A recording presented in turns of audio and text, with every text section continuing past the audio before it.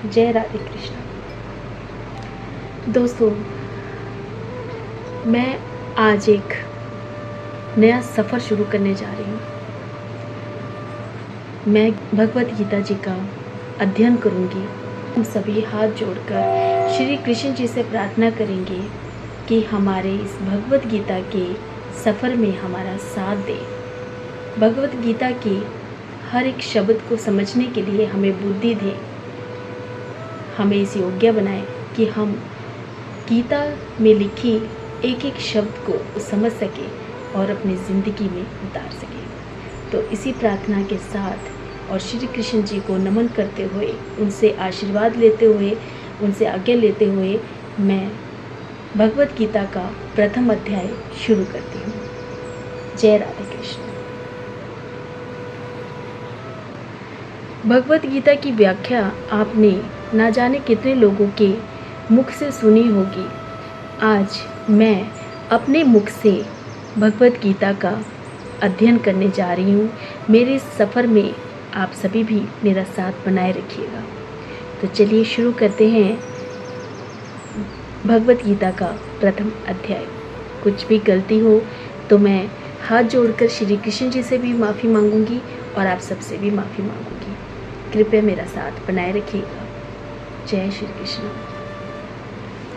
सबसे पहले हमारे मन में ये प्रश्न उठता है कि भगवत गीता क्या है। भगवत गीता एक उत्तर है, एक जवाब है जो हमारे मन में जो ये उथल पुथल उठती है, प्रश्न उठते हैं ज़िंदगी को लेकर, हमारे इस जीवन को लेकर हमारे मन में बहुत सारे उथल पुथल मचती है। तो उन सब का जवाब है गीता। और गीता ग्रंथ में बहुत कुछ लिखा गया है, बहुत कुछ अच्छे से समझाया गया है जो आज के समय में मार्गदर्शन करने के लिए भी बहुत आवश्यक है। जीवन से जुड़ा ऐसा कोई प्रश्न नहीं है जिसके उत्तर में श्री कृष्ण ने भगवत गीता में अर्जुन से ना कहा गया हो। श्री कृष्ण जी को सिर्फ अर्जुन का सारथी मत मानिए। हम ये मानकर चलते हैं कि हम अर्जुन हैं और भगवत गीता साक्षात श्री कृष्ण जी हैं जो हमारे समक्ष बैठे हैं और हमें हमारी परेशानियों से निकलने के लिए रास्ता बता रहे हैं। हम इस तरह से अगर भगवत गीता का अध्ययन करेंगे और सुनेंगे तो मैं दावा करती हूँ कि हमारी ज़िंदगी में आने वाली या हमारी ज़िंदगी में जो भी उथल पुथल चल रही है, जो भी परेशानियाँ चल रही हैं, जो भी दुख दर्द चल रहे हैं, उन सब से निकलने का हमें रास्ता ज़रूर मिलेगा। जय राधे राधे। अध्याय 1। इस अध्याय को अर्जुन विषाद योग कहा जाता है। अध्याय 1 की शुरुआत होती है धृतराष्ट्र के सवालों से। वह जानना चाहते हैं कि युद्ध में क्या हो रहा है, उनका पुत्र दुर्योधन और उनकी सेना क्या कर रही है और साथ में ही पांडु पुत्रों की सेना क्या कर रही है। उसके बाद दोनों सेनाओं के शूरवीरों का वर्णन और उसके बाद आता है अर्जुन का अशांत मन, मतलब कि उनका दुख, उनकी समस्या और उनका धर्म संकट। आइए सुनते हैं अर्जुन विषाद योग। अध्याय 1। महाराज धृतराष्ट्र आंखों से अंधे थे लेकिन मन से और बुद्धि से अंधे नहीं थे। वे जानते थे कि उनके पुत्र जो युद्ध लड़ रहे हैं, यानी कौरव जो युद्ध लड़ रहे हैं, वो धर्म युद्ध नहीं है, यानी वो सही नहीं है। कि धर्म तो वही होता है जहाँ पर श्री कृष्ण जी होते हैं, लेकिन पुत्र मोह में वो गलत का साथ दे रहे थे, अपने पुत्रों का साथ दे रहे थे। वे जानते थे कि ये जो युद्ध होने जा रहा है इसमें उनकी विजय भी नहीं होगी, क्योंकि विजय तो वही होती है जहाँ धर्म होता है और धर्म के साथ ही प्रभु रहते हैं, भगवान रहते हैं, भगवान श्री कृष्ण रहते हैं। लेकिन अपने पुत्र मोह में वो सब भूल गए और अपने पुत्रों का साथ दिया, गलत का साथ दिया। जबकि हमें पता है कि वो राह गलत है, उसका नतीजा गलत ही होगा, लेकिन फिर भी मोहवश में हम गलत रास्ते पर चलते हैं और खुद के साथ भी गलत कर बैठते हैं और दूसरों के साथ भी गलत कर बैठते हैं इस मोहवश में।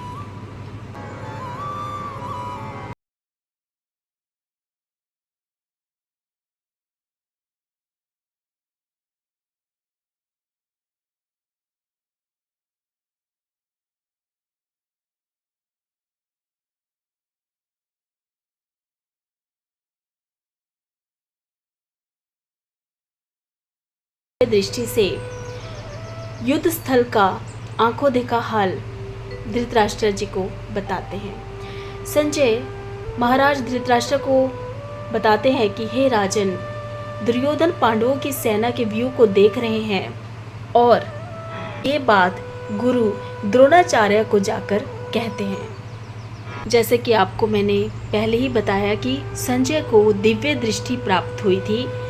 इस दिव्य दृष्टि के कारण ही वह युद्ध स्थल पर नहीं थे, लेकिन युद्ध की हर एक घटना को वो अपनी आंखों से देख रहे थे और महाराज धृतराष्ट्र को युद्ध क्षेत्र का हाल बता रहे थे।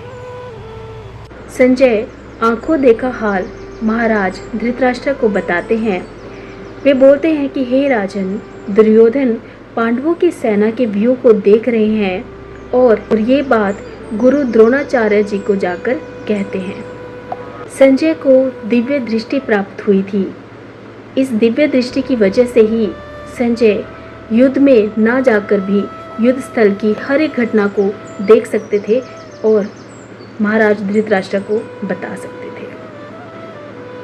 तो दुर्योधन गुरु द्रोणाचार्य जी को बताते हैं कि आपके ही शिष्य धृष्टद्युम्न ने पांडु पुत्रों की सेना की व्यूह रचना की है। व्यूह रचना का मतलब यह है कि उन्होंने अपनी बुद्धिमत्ता से सैनिकों को किस किस दिशा में खड़ा किया है, वो सब कुछ धृष्टद्युम्न जी ने किया है, जो कि गुरु द्रोणाचार्य जी के ही शिष्य हैं। ये वार्तालाप दुर्योधन और गुरु द्रोणाचार्य जी के बीच में हो रहा है, जिसके बारे में संजय अपनी दिव्य दृष्टि से महाराज धृतराष्ट्र को बता रहे हैं।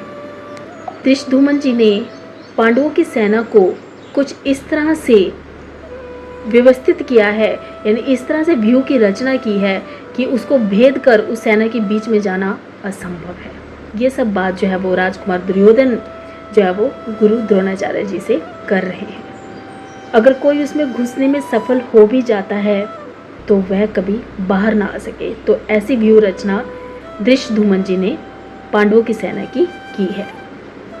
ऐसा ही हमारे जीवन में भी कई बार होता है, जब परेशानियां सामने होती हैं या किसी भी मुश्किल में हम जा चुके होते हैं तो हमारा मन इसी तरह से अशांत हो जाता है कि क्या कभी हम इस मुश्किल रूपी, इन परेशानियों रूपी जो व्यू जो रच दिया है परेशानियों ने, इससे हम कभी निकल भी पाएंगे कि नहीं। इसी तरह से हमारा मन कई बार परेशान हो जाता है। ऐसी ही सोच से दुर्योधन जो है वो गुजर रहा है। तो इसी के बारे में दुर्योधन जो है वो गुरु द्रोणाचार्य जी को बता रहे हैं कि पांडु पुत्रों यानी पांडवों ने अपनी सेना में इतने महान महान शूरवीरों को जो है वो शामिल किया है।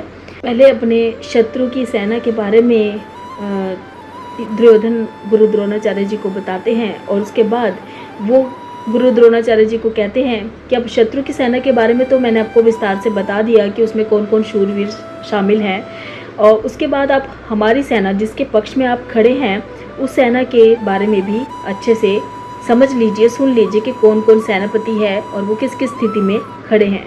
तो ये सब भी जो है वो दुर्योधन गुरु द्रोणाचार्य जी को बता रहे हैं और ये सारा वर्णन संजय अपनी आंखों से देख रहे हैं और महाराज धृतराष्ट्र को बता रहे हैं। इसी तरह से हमारे जीवन में भी होता है, जब सामने वाला हमारे लिए कोई परेशानी खड़ी कर देता है तो पहले उसके पक्ष को देखना भी ज़रूरी होता है कि उसके पास ऐसे कौन से स्ट्रॉन्ग मतलब कह सकते हैं कि पक्ष हैं या क्या ऐसे स्ट्रॉन्ग उसके पास मूलभूत आधार है जिसके बेस पर वो हमसे लड़ रहा है या हमारे ऊपर कोई इल्ज़ाम लगा रहा है।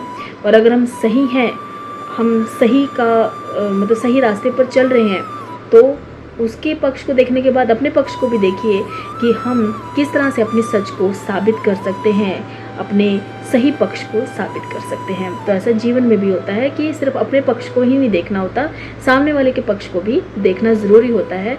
जब ज़िंदगी में भी हम कई कठिनाइयों से, कई परेशानियों से या अपने शत्रुओं से उलझ जाते हैं, परेशान हो जाते हैं। दोनों तरफ की सेना के बारे में वार्तालाप होने के बाद शंख उद्घोषणा होती है होने वाले युद्ध से पहले।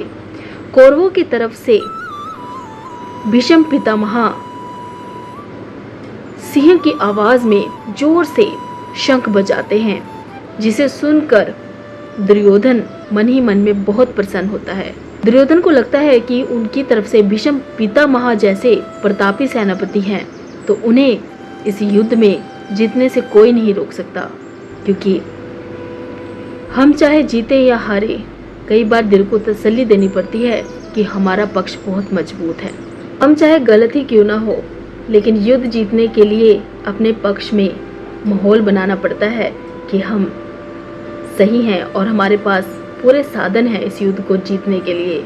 हमारी तरफ का जो पक्ष है वो बहुत ही स्ट्रोंग है, हम ये युद्ध जरूर जीत जाएंगे। तो ऐसा ही दुर्योधन को लग रहा था। शंखाश्च भैर्यश्च प्रणवानकगोमुखः सहसैवाभ्यहन्यन्त सशब्दस्तु मुलोऽभवत्। युद्ध हमेशा ही भयंकर होते हैं और यह इतिहास में अब तक की सबसे भयंकर युद्ध का आरंभ था। अब बारी थी पांडवों के तरफ से शंखनाद की। पांडवों की तरफ से शंखनाद जो करने जा रहे थे वे थे सफ़ेद घोड़ों से युक्त रथ पर सवार श्री कृष्ण जी, जो पांडवों की तरफ से शंखनाद करेंगे।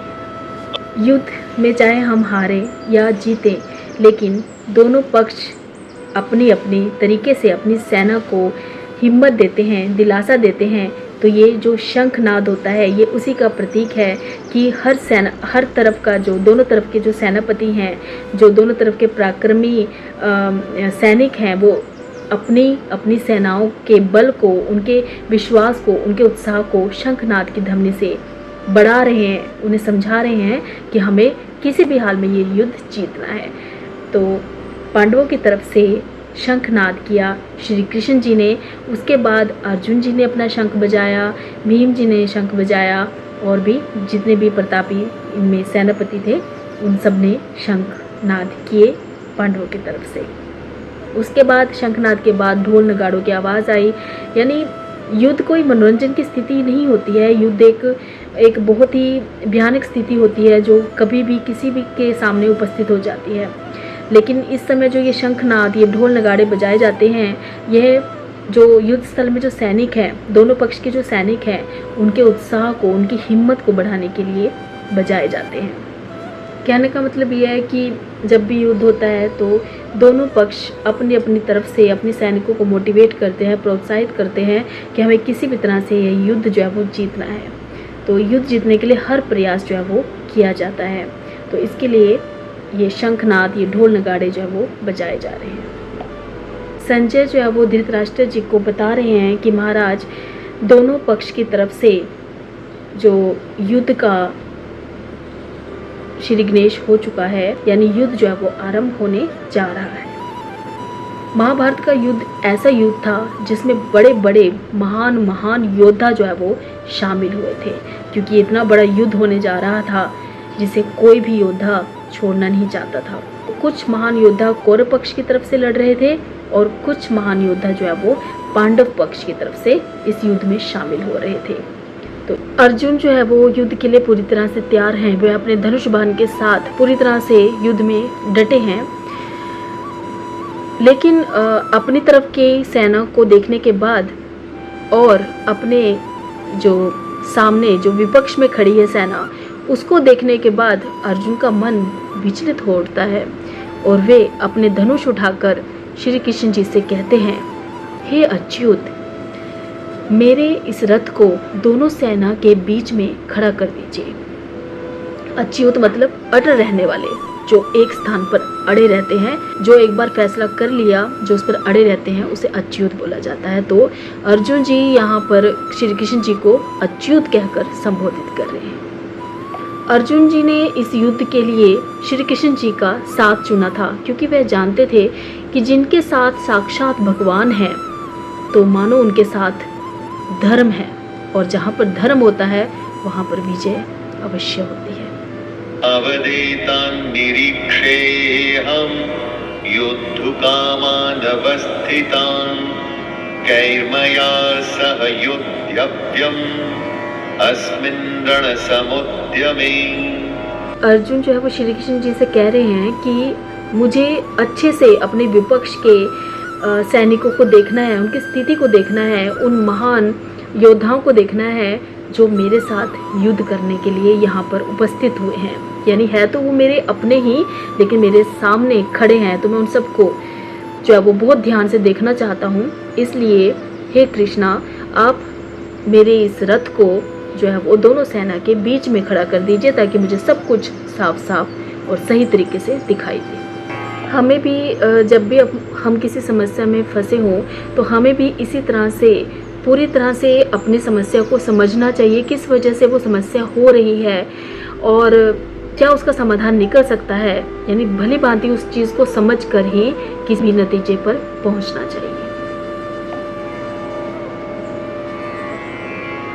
योत्स्यमानानवेक्षेऽहं य एतेऽत्र समागतः धार्तराष्ट्रस्य दुर्बुद्ध्यैर्युद्धे प्रियचिकीर्षः।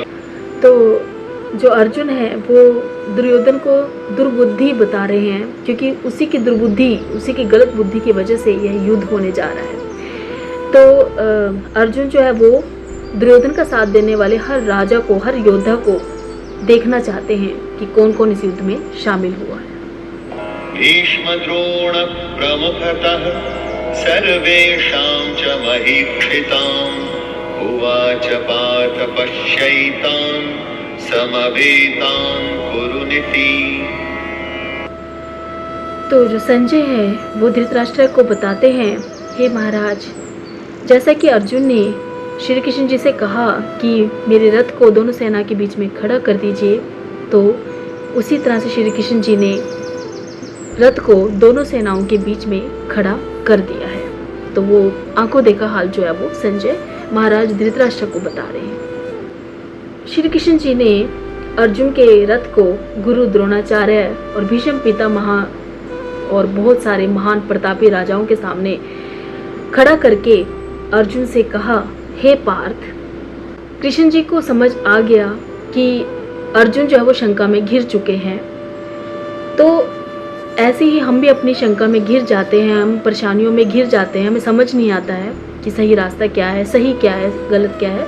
जब हम ऐसी परेशानी में उलझ जाते हैं तो श्री कृष्ण जी को जब हम याद करते हैं तो श्री कृष्ण जी अब भी हमें उसी तरह समझाने आते हैं जैसे उन्होंने जो है वो अर्जुन को समझाया महाभारत के युद्ध में, यानी उस परेशानी से निकाला, उस समस्या से निकाला। तो कृष्ण जी जो है वो को सच्चे मन से याद करो तो वो अब भी हमारी उस समस्या को सुलझाने के लिए उसी रूप में आ जाते हैं और हमें बताते हैं कि हमें किस राह पर चलना चाहिए और हमें क्या करना चाहिए। तो हमारा मार्गदर्शन करते हैं वो, अगर उन्हें सही सच्चे मन से पुकारा जाए। तत्रापश्यत् स्थितान् पार्थः पितॄनथ पितामहान् आचार्यान् मातुलान् भ्रातॄन् पुत्रान् पौत्रान् सखींस्तथा। श्री कृष्ण जी ने रथ को दोनों सेना के बीच में खड़ा कर दिया है, जहाँ से अर्जुन जो है वो अपने विपक्ष की सेना को भी बहुत अच्छे से देख रहे हैं। वो देख रहे हैं कि उनके सामने, उनके विपक्ष में उनके ताऊ, चाचा, दादा, परदादा, उनके जो है वो उनके ही भाई जो है वो खड़े हैं। तो इसीलिए जो है वो इस युद्ध को धर्म युद्ध कहा गया है, क्योंकि इसमें सारे के सारे जो धर्म हैं, जो सारे के सारे हमारे धर्म के साथ जुड़े हुए जो रिश्ते नाते हैं वो खड़े हैं। तो अर्जुन देख रहे हैं कि उनके सामने उनके जो है वो चाचा, ताऊ, जो है वो दादा, परदादा, मामा, भाई, पुत्र, पोते सब खड़े हैं। तो उन सबको देख रहे हैं। युद्ध में एक ही परिवार दो हिस्सों में बंट गया है। तो इस सबको जो है अर्जुन बड़े ध्यान से देख रहे हैं कि है परिवार का एक ही हिस्सा, लेकिन युद्ध में एक दूसरे के विपरीत खड़े हैं, एक दूसरे के खिलाफ खड़े हैं।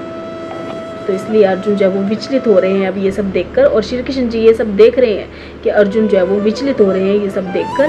तो यहीं से जो है वो अब श्री कृष्ण जी है वो अर्जुन को समझाना शुरू करेंगे। अब अर्जुन के मन में यही चल रहा था कि सामने भीष्म पितामह जी हैं, जिनकी उंगली पकड़कर उन्होंने चलना सीखा है, गुरु द्रोणाचार्य जी हैं जिनसे उन्होंने शिक्षा ग्रहण की है। तो इनसे तो उनकी कोई दुश्मनी भी नहीं थी, इनसे तो कोई उनका जो है वो मतभेद भी नहीं था। लेकिन अब जो ये महाप्रतापी भीष्म पितामह जी, गुरु द्रोणाचार्य जी वो शत्रु का साथ दे रहे हैं। तो अब अर्जुन को समझ आ गया कि अब उन्हें मतलब अर्जुन को तो उन्हें शत्रु की तरह ही देखना है, यानी उनसे भी युद्ध लड़ना पड़ेगा। तो ये सब कुछ वो देख रहे हैं, समझ रहे हैं। परिजनों को, अपने गुरु द्रोणाचार्य को, अपने भीष्म पितामह को, अपने सगे संबंधियों को सामने देखकर अर्जुन करुणा से भर उठे हैं। तो यहीं से शुरू होता है अर्जुन के जो विषाद मन है, जो मन की उलझने हैं वो शुरू हो गई है। और यहीं से जो है वो गीता, जो भगवत गीता है, उसका आरंभ होता है। अर्जुन के मन को शांत करने के लिए ही श्री कृष्ण जी ने ये भगवत गीता की रचना की, जिसे आज भी हम पढ़कर अपनी समस्याओं से निकल पाते हैं, अपने मन को शांत कर पाते हैं। सीदन्ति मम गात्राणि मुखं च परिशुष्यति वेपथुश्च शरीरे मे रोमहर्षश्च जायते। युद्ध की बात करना तो बहुत आसान होता है कि हम युद्ध कर लेंगे, हम लड़ लेंगे, लेकिन जब वास्तव में युद्ध करने जाते हैं तब जो स्थिति होती है बहुत मुश्किल होती है। यानी युद्ध कहना तो आसान है लेकिन करना बहुत मुश्किल होता है। तो वही उसी परिस्थिति में अर्जुन जो है वो फंसे हुए हैं और श्री कृष्ण जी से वो अपनी वार्तालाप शुरू करते हैं, अपने मन की परेशानियों को रखना शुरू करते हैं। अर्जुन श्री कृष्ण जी से कहते हैं, हे कृष्ण, अपने विपक्ष में अपने ही सगे संबंधियों को देखकर मेरे मन जो है वो विचलित हो रहा है, मेरे अंग जो है वो शिथिल पड़ रहे हैं। मुझे ऐसा लग रहा है जैसे मेरे हाथ पैर काम नहीं कर रहे हैं, सुन्न पड़ गए हैं और मुख जो पूरा सूख चुका है। होता है ना कई बार कि हम किसी से बहस भी करते हैं अपना पक्ष रखने के लिए और सामने हमारा ही अपना होता है तो हमारी आंखों से आंसू बहने लग जाते हैं, हमारा गला सूख जाता है, हम अंदर से इतने परेशान हो रहे होते हैं कि हम ना बोले वो सब, लेकिन हम मजबूर हो जाते हैं बोलने के लिए। वही स्थिति अर्जुन की हो रही है। उन्हें ऐसा महसूस हो रहा है कि जैसे उनके अंग जो है वो सारे शिथिल पड़ गए हैं और उनका मुख सूख गया है और उनके शरीर की सारी ताकत खत्म हो चुकी है अपने ही सगे संबंधियों को अपने सामने शत्रु के रूप में देखकर। तो वो यही अपनी मन की व्यथा को श्री कृष्ण जी के सामने रख रहे हैं और उनसे इसका हल पूछ रहे हैं कि अब मैं क्या करूं, मेरे से ये युद्ध नहीं होगा।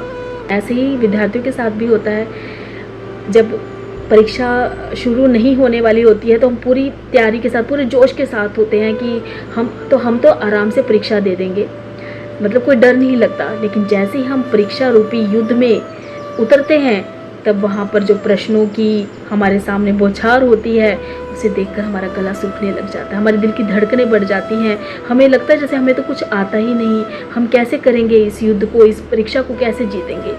लेकिन मन शांत करके हमने जो अध्ययन किया है उसको याद करते हैं तो हर परेशानी, हर प्रश्न का हल निकलता जाता है।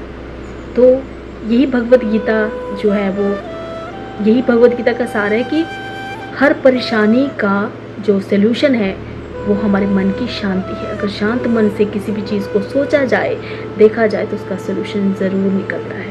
अर्जुन कह रहे हैं कि मेरा गला भी सूख रहा है, मेरे जो सारे अंग हैं वो भी शिथिल पड़ रहे हैं, कमज़ोर पड़ रहे हैं और मेरे मन की शक्ति ख़त्म हो रही है और मेरे जो शरीर की त्वचा वो भी जल रही है।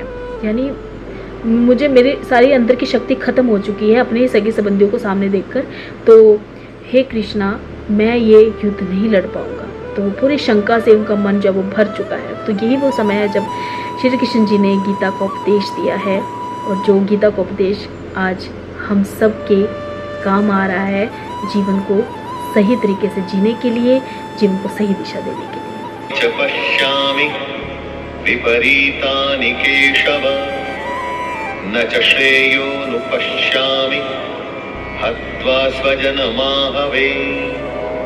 विश्व का सबसे बड़ा योद्धा अर्जुन जो है वो हताश, निराश श्री कृष्ण जी के सामने खड़ा है और ये सारा आंखों देखा हाल संजय महाराज धृतराष्ट्र को बता रहे हैं। ऐसा ही हमारे जीवन में भी कितनी बार होता है, जब हम परेशानियों से घिर जाते हैं तो ऐसा लगता है जैसे हमारे शरीर की सारी शक्ति खत्म हो रही है, हमारा मुंह सूख रहा है और चारों तरफ अंधकार दिखता है। ऐसा लगता है सारे रास्ते बंद हो गए हैं और बस लगता है जैसे अब अंत होने जा रहा है। तो ऐसा ही अर्जुन के साथ हो रहा है। ऐसे समय में हमें एक मार्गदर्शक की ज़रूरत होती है। अर्जुन जो है वो श्री कृष्ण जी से कहते हैं, हे केशव, ये जो लक्षण है ना, मैं अपने विपरीत देख रहा हूँ, यानी ये मुझे जीतने नहीं देंगे। अर्जुन श्री कृष्ण जी से कहते हैं कि मैं अपने ही सगे संबंधियों को मार कर कौन सा कल्याण करूँगा, यानी मुझे तो इसमें कोई कल्याण दिख ही नहीं रहा। अर्जुन जो है वो पूरी जो है वो संशय में फंसे हुए हैं और वो मार्गदर्शन चाह रहे हैं श्री कृष्ण जी से। तो उनसे अपने मन की व्यथा जो है वो बोल रहे हैं कि मुझे इसका कुछ हल बताइए कि क्या मैं जो करने जा रहा हूँ, अपने ही सगे संबंधियों को मारने जा रहा हूँ, क्या वो सही होगा, कल्याणकारी होगा, मेरे लिए किसी भी तरह से इसमें कोई सुख नजर आ रहा है? आप ही बताइए। कृष्ण न च राज्यं सुखानि च किं नो राज्येन गोविन्द किं भोगैर्जीवितेन वा। अर्जुन श्री कृष्ण जी से कहते हैं, हे केशव, ना तो मैं विजय चाहता हूँ, ना मैं राज्य चाहता हूँ, और ना ही मैं किसी सुख को चाहता हूँ। तो श्री कृष्ण जी से कहते हैं, हे गोविंद, हमें ऐसे राज्य से क्या प्रयोजन है, ऐसे भोगों से, ऐसे जीवन से क्या प्रयोजन है जिसको अपने ही सगे संबंधियों को मारकर प्राप्त किया जाए? तो ऐसे सुखों का मैं क्या ही करूँगा? तो इस डर में, इस शंका में, इस व्यथा में अर्जुन जो है वो सब कुछ छोड़ देने को तैयार है। वो कहता है कि मैं युद्ध नहीं करूँगा, ना मुझे विजय चाहिए, ना मुझे कोई राज्य चाहिए, ना मुझे कोई सुख चाहिए, कोई धन संपदा, कुछ नहीं चाहिए। मैं ये युद्ध छोड़ रहा हूँ, मैं ये युद्ध नहीं लड़ूंगा। खुद को जो है वो अर्जुन मान लीजिए, क्योंकि हम भी ऐसी परिस्थितियों में फंस जाते हैं जब हमें लगता है कि हमें कुछ नहीं करना, बस हमें लगता है सारे रास्ते बंद हो गए हैं। तो अब ये समझ लीजिए कि हम अर्जुन हैं, और अब जो एक एक शब्द है वो सोच लीजिए कि श्री कृष्ण साक्षात रूप से हमें बता रहे हैं कि हम अपनी परेशानियों से कैसे निकल सकते हैं। तो हर शब्द को ध्यान से सुनिएगा और समझने की कोशिश कीजिएगा।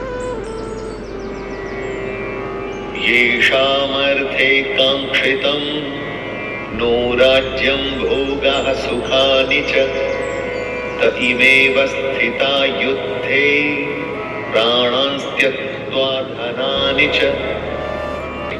अर्जुन कहते हैं कि हम जिंदगी में जो कुछ भी करते हैं वो अपनों के लिए करते हैं। हम जो भी अपनी ज़िंदगी में भाग दौड़ कर रहे हैं, मेहनत कर रहे हैं, रात दिन एक कर देते हैं, वो किसके लिए करते हैं? अपनों को सुख देने के लिए, अपनों की खुशियों के लिए। लेकिन यहाँ पर मैं अपनों के ही खिलाफ खड़ा हूँ, अपनों को ही मारकर मैं सुख प्राप्त करूँगा।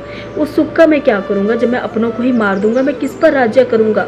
किसके साथ वो सुख, वो खुशियाँ बांटूँगा?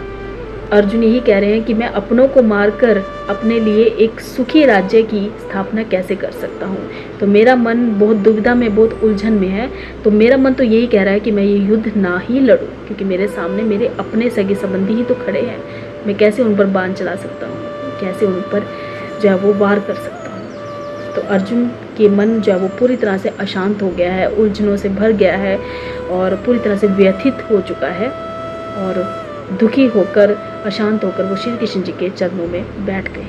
पितरः पुत्रास् तथैव च पितामहः मातुलः श्वशुरः पौत्रः। तो अर्जुन अपने सामने खड़े हर सगे संबंधी को ध्यान से देख रहे हैं और एक एक के बारे में श्री कृष्ण जी को बता भी रहे हैं। तो अर्जुन कह रहे हैं कि हे मधुसूदन, चाहे मुझे तीनों लोकों का राज्य मिल जाए, तीनों लोकों की सुख समृद्धि मिल जाए, तो भी मैं इनको मारना नहीं चाहूँगा। तो फिर पृथ्वी का सुख तो है ही क्या? तो अर्जुन से आप एक बात सीख रहे हैं कि उन्हें तीनों लोकों का राज्य भी मिल रहा है, तो भी उस कीमत पर भी वो अपनों को हानि नहीं पहुँचाना चाहते, अपनों को मारना नहीं चाहते। तो अर्जुन जो है वो श्री कृष्ण जी से कहते हैं कि इन धृतराष्ट्र के पुत्रों को मारकर भला हमें कौन सा पुण्य मिलेगा? इनको मारकर तो हमें पाप ही लगेगा ना। हम जो है वो श्री कृष्ण जी से यही कह रहे हैं कि चाहे शत्रु पक्ष मेरे सामने खड़ा है, लेकिन शत्रु पक्ष में भी तो मेरे अपने ही हैं, और उन अपनों को मारकर मुझे कौन सा सुख मिलने वाला है, कौन सा पुण्य मिलने वाला है? उनको मारकर मुझे पाप ही मिलेगा, उनको मारकर मुझे दुख ही मिलेगा। अर्जुन कह रहे हैं कि वो तो मंद बुद्धि हैं, क्योंकि उन्हीं की मंद बुद्धि की वजह से ये युद्ध होने जा रहा है। क्योंकि जो धृतराष्ट्र पुत्र हैं वो सारे के सारे लालच में आ गए हैं, वो सुख समृद्धि चाहते हैं, राज्य हड़पना चाहते हैं, हमारे अधिकार जो है वो बलपूर्वक छीनना चाहते हैं। तो उन्हीं की मंद बुद्धि की वजह से ही ये युद्ध होने जा रहा है। लेकिन इस युद्ध की वजह से मैं उन अपने ताऊ चाचे, जो मेरे गुरु हैं, जो मेरे भीष्म पितामह हैं, जो और भी महान योद्धा हैं, जिनसे मुझे अच्छे संस्कार मिले हैं, मुझे अच्छी शिक्षा मिली है, मुझे जीवन जीने का मकसद मिला है, मुझे उन्हें भी मारना पड़ेगा, मुझे उन पर भी जो है वो बाण चलाने पड़ेंगे। ये कहाँ का न्याय है? तो वो मधुसूदन श्री कृष्ण जी से अपने मन की व्यथा जो है वो बोल रहे हैं कि इसमें कौन सा न्याय होगा, कौन सा सुख मिलेगा, कौन सा पुण्य मिलेगा। तो ये सब गलत हो रहा है। जनम हि कथम हत्वा सुखिनः स्याम माधव। अर्जुन श्री कृष्ण जी से यही पूछ रहे हैं कि क्या अपने परिवार को मारकर कोई सुखी रह सकता है? अपने परिवार को कष्ट पहुंचाकर क्या कोई सुखी रह सकता है? अपने ही कुटुंब को मारकर कैसे सुखी हो सकता हूँ? आप ही बताइए। अर्जुन जो है वो श्री कृष्ण जी से कह रहे हैं कि हे मधुसूदन, अगर सामने वाला शत्रु, सामने वाला पक्ष जो है वो सही गलत को नहीं देख पा रहा है, लेकिन हमें तो सही गलत दिख रहा है। हमें तो दिख रहा है कि अपने कुल का नाश हो जाएगा अगर हम ये युद्ध करेंगे। तो हम इस विनाश को होने से क्यों नहीं रोक सकते? वो नहीं देख पा रहे, हम तो देख पा रहे हैं कि ये सब गलत हो रहा है, ये धर्म के विरुद्ध हो रहा है और इससे सिर्फ विनाश ही विनाश होगा। तो हम इस युद्ध को होने से ही रोक देते हैं। अर्जुन जो है वो श्री कृष्ण जी से कह रहे हैं कि सामने वाला अगर जो है वो समझ से काम नहीं ले रहा है, लेकिन आप तो समझदार हैं, आपको तो सब समझ आ रहा है कि ये जो हो रहा है वो गलत हो रहा है। तो आपको तो दोनों पक्ष को जो है वो युद्ध ना करने के लिए समझाना चाहिए, क्योंकि आप तो सही का ही साथ देंगे। सामने वाला सही नहीं है, आपको भी दिख रहा है, तो आप ये युद्ध कैसे होने दे रहे हैं? आपको भी दिख रहा है कि सामने वाला सही नहीं सोच रहा है, इस युद्ध का परिणाम बहुत ही घातक होगा, बहुत विनाशकारी होगा, तो आप ये युद्ध कैसे होने दे रहे हैं? आपको तो ये युद्ध रोकना चाहिए। ते कुलं कृतस्नं धर्मोऽभिभवत्युत। जहाँ परिवार का ही नाश हो जाएगा, कुल का ही नाश हो जाएगा, वहाँ तो सब कुछ खत्म हो जाएगा। तो हे नाथ, अगर कुल ही नहीं रहेगा तो मैं किस पर राज करूँगा? कि अगर परिवार का नाश हो जाएगा, कुल का नाश हो जाएगा, तो धर्म, मर्यादा, सब कुछ जो वो सबका विनाश हो जाएगा, सब तरफ पाप बढ़ जाएगा। क्योंकि परिवार ही तो है, सगे संबंधी तो है जो हमें संस्कार सिखाते हैं, मर्यादाएं सिखाते हैं। तो जब संस्कार, मर्यादाएं सब खत्म हो जाएगी तो फिर पाप ही रह जाएगा, धर्म खत्म हो जाएगा, अधर्म बढ़ जाएगा। तो ये तो विनाश की तरफ हम जा रहे हैं। तो अपने मन की इस व्यथा को श्री कृष्ण जी के सामने अर्जुन जब वो बारी बारी रख रहे हैं अपने शब्दों में। ऐसा ही हमारे जीवन में भी होता है, जब हम अपने परिवार को तोड़ देते हैं, यानी परिवार का सम्मान नहीं करते हैं, तो फिर उस परिवार में सुख नहीं रहता, खुशियाँ नहीं रहती, सब कुछ उजड़ा हुआ प्रतीत होता है, दुख ही दुख दिखता है, चारों तरफ अशांत रहता है मन। तो इसलिए परिवार को तोड़ने से भी पहले सोचना, लाख बार सोचना चाहिए कि इसका जो परिणाम क्या होगा। क्योंकि आवेश में आकर हम परिवार के बंटवारे कर देते हैं, एक पल में परिवार का बंटवारा कर देते हैं और ये नहीं सोचते कि उसका नतीजा क्या निकलेगा। क्योंकि हमारे परिवार में छोटे छोटे बच्चे भी होते हैं जो ये सब देख रहे होते हैं, उनके मन पर क्या असर पड़ेगा, उन्हें कौन से संस्कार, उन्हें कौन सी मर्यादाएं जो है वो मिलेंगी जीवन को जीने के लिए आगे। तो ये सब हमें सोचना चाहिए अपने परिवार के। जब भी अपने परिवार संबंधी कोई भी मनमुटाव होता है, कोई भी लड़ाई झगड़ा होता है, कोई बंटवारे की स्थिति आती है, तो हमें ये गीता को, भगवद गीता को सामने रखकर, इसको पढ़कर, इसको सुनकर समझना चाहिए कि क्या हम सही कर रहे हैं, क्या ये सब हमारे परिवार के लिए, हमारे कुल के लिए, हमारे बच्चों के लिए सही होगा। तो अर्जुन जो है वो यहाँ पर श्री कृष्ण जी से कह रहे हैं कि अगर कुल का नाश हो जाएगा, पाप बढ़ जाएगा, तो जो कुल की स्त्रियां हैं वो भी दूषित हो जाएंगी, क्योंकि स्त्रियों से ही परिवार होता है। अगर वही दूषित होगी तो परिवार दूषित होने से कोई नहीं रोक सकता। तो यहाँ पर अर्जुन जब वो श्री कृष्ण जी से कह रहे हैं कि जब कुल का नाश होगा, पाप बढ़ेगा, तो स्त्रियों के साथ भी दुर्व्यवहार होगा, उनके साथ जो है वो मिसबिहेव होगा, तो ऐसे संतानों की उत्पत्ति होगी जो कि मान्य नहीं होगी, जिसे हम आज की लैंग्वेज में नाजायज़ बोलते हैं। तो ऐसा अगर इस तरह का पाप बढ़ गया तो आप सोचिए कितना विनाश होगा। इसलिए जो है वो हर चीज़, हर नियम कुछ सोच समझ कर बनाया है। तो इसलिए हमें अपने आवेश में आकर मतलब इसलिए हमें अपने आवेश में आकर जो सदियों से चले आ रहे नियम हैं उन्हें नहीं तोड़ना चाहिए। जब कोई अपने धर्म का पालन नहीं करेगा, अपने कर्तव्य का पालन नहीं करेगा, अपने नियमों को नहीं समझेगा, अपनी मर्यादा को नहीं समझेगा और मनमाने ढंग से जो है वो क्रिया करने लग जाएगा, कर्म करने लग जाएगा, तो समाज में धर्म कहाँ से रह जाएगा। चारों तरफ अधर्म और पाप बढ़ जाएगा। तो ये बात जो है वो अर्जुन श्री कृष्ण जी से कह रहे हैं। समाज तो न्याय का नाम है, मर्यादा का नाम है, कानून का नाम है। जब मर्यादा, कानून, न्याय सब कुछ ही खत्म हो जाएगा, धर्म खत्म हो जाएगा, तो समाज ही कहाँ रहेगा। कृष्ण जी से यही कह रहे हैं कि जिनके कुल का, धर्म का नाश हो जाता है, वो अनिश्चित काल तक नरक में ही वास करते आए हैं। यही हमने अब तक जो अपने धर्म ग्रंथों में यही पढ़ा है और यही सुनते आए हैं। तो इसके बारे में जो है वो अर्जुन कह रहे हैं कि जिस कुल के धर्म का नाश हो जाता है, उस कुल के जो भी मनुष्य हैं वो अनिश्चित काल तक नरक में वास करते हैं। तो ऐसा ही हम धर्म ग्रंथों में अब तक हमने पढ़ा है और ऐसा ही हम सुनते आ रहे हैं। तो आप ही बताइए कि फिर ये सही कैसे हो सकता है। ये विनाश सही नहीं हो सकता, ये युद्ध जो है वो सही नहीं हो सकता। तो इसे ऐसे भी आप समझ सकते हैं कि जिस कुल में, जिस परिवार में धर्म नहीं होता, मान मर्यादा नहीं होती, वो परिवार नरक बन जाता है, जीते जी नरक बन जाता है। तो मर्यादाएं, न्याय और संस्कार हर परिवार में होने बहुत ज़रूरी हैं। जिस परिवार में मर्यादाएं, संस्कार ये सब ना हो, वो परिवार जो है वो नरक बन जाता है। तो आगे अर्जुन जो है वो खुद को ही दोष दे रहे हैं कि सामने वाले बुद्धिहीन हैं, लेकिन हम तो बुद्धिमान हैं। हम लोग बुद्धिमान होकर भी ये महान पाप करने को तैयार हो गए हैं, ये युद्ध लड़ने को तैयार हो गए हैं, अपनों का खून बहाने के लिए तैयार हो गए हैं। ये सब हमें शोभा नहीं देता। अर्जुन कहते हैं कि सामने वाले तो बुद्धिहीन हैं, मूर्ख हैं, वो पाप करने जा रहे हैं, तो हो सकता है उनका पाप तो माफ़ भी हो जाए कि वो बुद्धिहीन थे इसलिए उन्होंने पाप किया। लेकिन हम तो बुद्धिमान हैं, हम तो समझदार हैं, हम सब कुछ समझ कर भी ये पाप करने जा रहे हैं, तो हमारा पाप तो माफ़ नहीं होगा।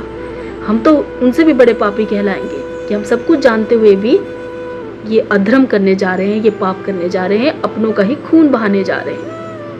ये धर्म नहीं हो सकता माधव, ये धर्म नहीं हो सकता। इसलिए इस युद्ध को मत होने दीजिए। यदि माम प्रतिकारं शस्त्रं शस्त्रपाणयः धार्तराष्ट्रारणे हन्युस् तन्मे क्षेमतरम्। आंखें बंद करके अपने किसी ऐसे प्रिय के बारे में सोचिए जिसके साथ आप खेले हो, जिसकी गोद में आप बड़े हुए हो, वो चाहे आपसे छोटा हो या बड़ा हो। उसके बारे में सोचिए, ज़रा सोचिए कि ऐसा कोई अपना आपके सामने खड़ा हो जिसके साथ आपने अपने जीवन का हर क्षण जिया है। उस इंसान को क्या आप मार सकेंगे? उस इंसान को क्या आप कष्ट दे पाएंगे? इससे अच्छा तो आपको ये लगेगा कि उसके हाथों से आप स्वयं ही मारे जाएं, पर उसे ना मारना पड़े। तो अर्जुन जो है वो श्री कृष्ण जी से कह रहे हैं कि इससे अच्छा तो होगा कि शत्रु पक्ष मेरा ही अंत कर दे, कि मैं ये धर्म का नाश होता हुआ, अपने कुल का नाश होता हुआ नहीं देख सकता।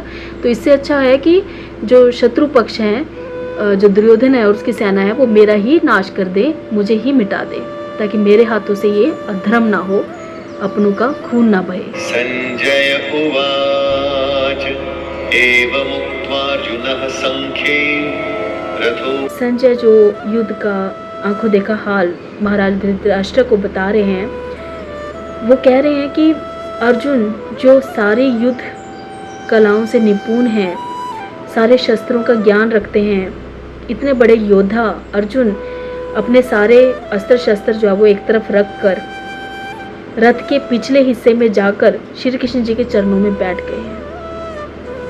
और वो बहुत विचलित हैं, बहुत परेशान हैं और श्री कृष्ण जी से अपने मन की व्यथा कह रहे हैं।